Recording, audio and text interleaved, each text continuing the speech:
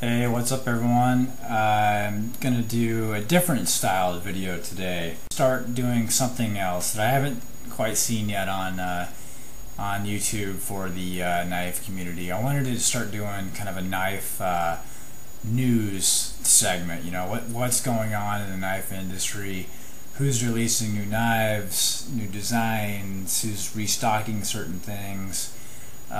So what's going on in the knife industry? So knife news. Woohoo! So checking around, what's going on?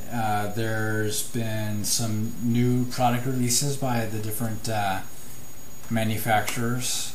Just perusing their sites and different sites I ordered off of. Got some notes here. Spyderco has a new fixed blade. It's called the Bushcraft. It has some kind of maple burlwood handle, which design-wise, I think it looked real nice to me. I like that. Fixed blades typically aren't for me. I just don't have anything to do with them. Spyderco has also released some smaller EDC type knives, specifically for people living in areas where you can't carry a knife that has a blade longer than 3 inches. So they released the Cat and the Chicago. Both of them have kind of shorter blades. To me they look similar to the Sage Model 1. There's a Baby Goddard knife that I think it looks really cool that just came out. I don't think I'm going to be buying any of those, but looks wise I think they're very nice. Probably the big news out of Spyderco, this is just as of this last weekend, Spyderco and KnifeWorks are teaming up for, it looks like, a limited edition military knife. So many people are familiar with the military. It's a 4-inch blade G10 handle knife that they've been producing for a while in different versions. I have the standard S30V Black G10 version. So what they're going to be releasing, and it's not for a while, but they're putting together a version that is titanium on one side, has a frame lock on it, and then it has G10 on the other side. So it basically looks like or sounds like it's going to be a copy of a Strider. It had G10 on one side and titanium on the other with the frame lock. But the other cool part is they're using that new fancy high-end steel, force steel, CPM N4. Long week, drawing a blank. But so that's interesting. It's a limited run around 500. It sounds like they're going to be out in May 2010 for around $200, I guess. So I would say the military is not my favorite knife. I think that the handle is just a little too big, and I think the blade, and this is all design rather than actual function, I think the blade design is boring to me, and that's just me. I know a lot of people love this knife, and I too think it's a good knife. It's very lightweight for the size. But I'm not a huge fan of the blade design and the long handle. But I think that new version coming out, I'm sure all those characteristics will be the same. But it's interesting. Maybe I'll pick up that one if I can score one.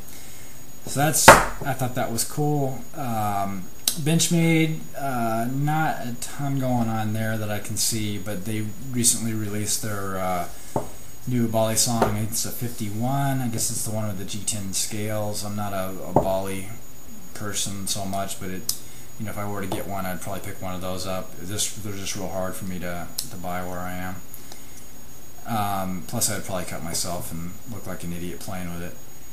Anyways, they have another one that they put out in a new color, the Benchmade Rift 950. It's all black scales now. I think they have a satin finish and black blade version. I've always kind of thought that design was neat. I never liked the original kind of snakeskin looking knife that came out.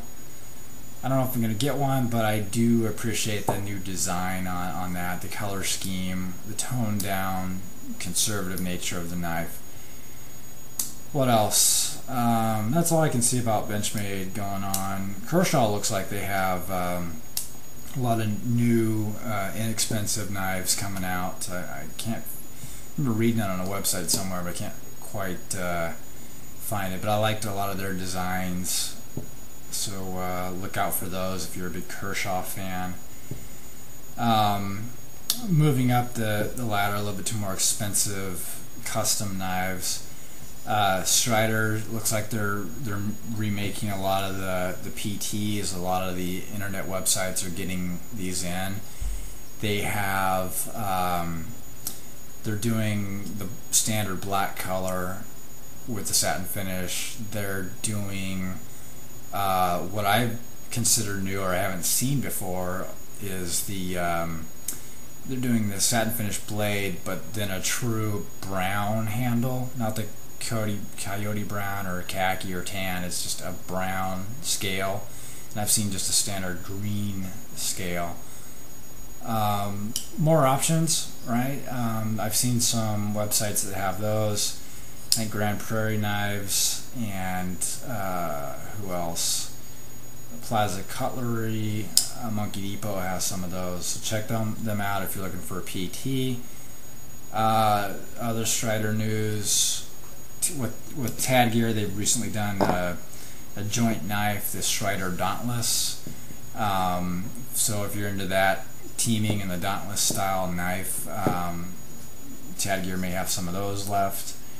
I've actually held it and looked at it myself. I wasn't actually a big fan.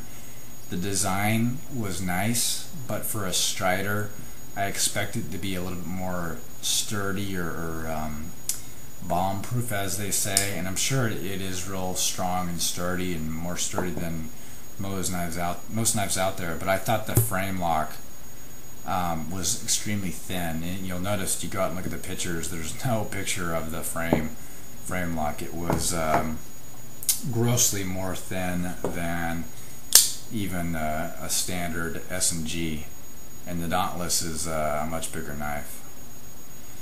So I passed on that one. What else? Let's see.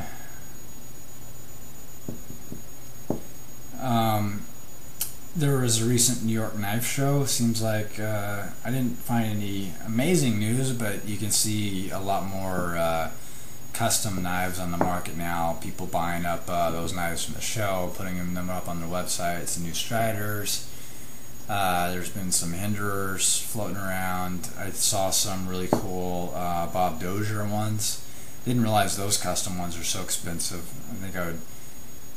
I don't know if I could justify the price, but they look real nice. Some micarta kind of thicker handle ones.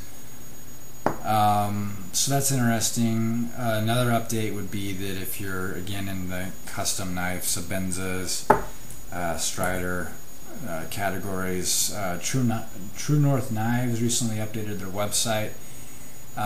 You can kind of navigate through it better. It's laid out easier. You don't have to weed through as many knives that aren't in stock versus, the old one you just were looking at a bunch of pictures and you got all excited, and then you found that the knife that you wanted wasn't in stock.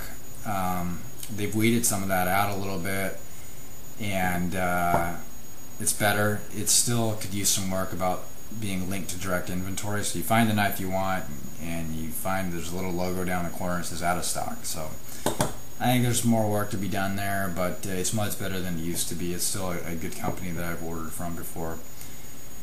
I think that's it for the knife news. I'm sure I've blown my time already, so knife news for end of November 2009. Anyone has any questions, want to see something, let me know later.